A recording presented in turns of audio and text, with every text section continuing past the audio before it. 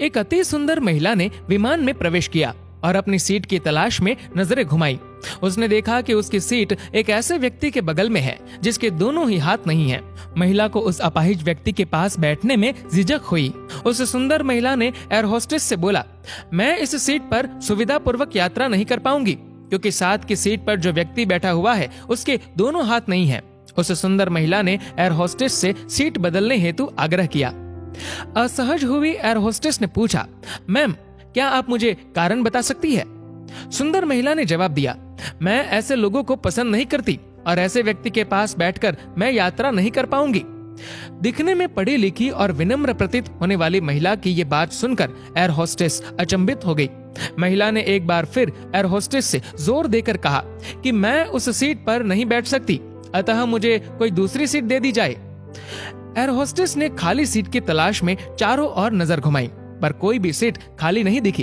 Air hostess ने महिला से कहा कि मैडम, इस इकोनॉमी क्लास में कोई सीट खाली नहीं है, किंतु यात्रियों की सुविधा का ध्यान रखना हमारा दायित्व है, अतः मैं विमान के कप्तान से बात करती हूँ, कृपया तब तक थोड़ा धैर्य रखें। ऐसा कहकर एयर होस्टेस कप्तान से बात करने चली गई और उसने जाकर पूरी बात कप्तान को बताई। कुछ समय बाद वो लौटी और उसने महिला से कहा, मैडम आपको जो असुविधा हुई उसके लिए हमें बहुत खेद है। इस पूरे विमान में केवल एक ही सीट खाली है और वह प्रथम श्रेणी में है। मैंने हमारी टीम से बात की और हमने एक असाधारण निर्णय लिया। एक यात्री को इकोनॉमी क्लास से प्रथम श्रेणी में भेजने का कार्य हमारी कंपनी के इतिहास में पहली बार हो रहा है।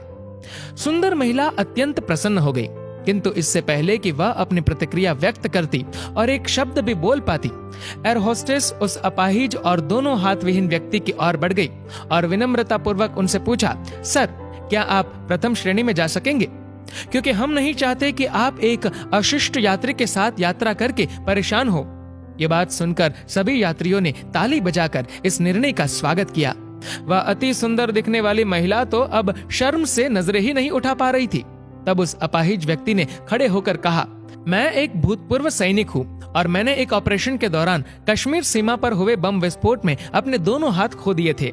सबसे पहले जब मैंने इन देवी जी की चर्चा सुनी तब मैं सोच रहा था कि मैंने भी किन लोगों की सुरक्षा के लिए अपनी जान जोखिम में डाली और अपने हाथ खोए, लेकिन जब आप सभी की प्रतिक्रिया देखी तो अब अपने आप पर गर्व महसूस हो रहा है कि मैंने अपने देश और देशवासियों की खातिर अपने दोनों हाथ खोए। और इतना कहकर वह प्रथम श्रेणी में चले गए। सुंदर महिला पूरी तरह से शर्मिंदा होकर सर झुकाए सीट पर बैठ गई। अगर विचारों में उदारता नहीं है तो ऐसी सुंदरता का कोई मूल्य नहीं है।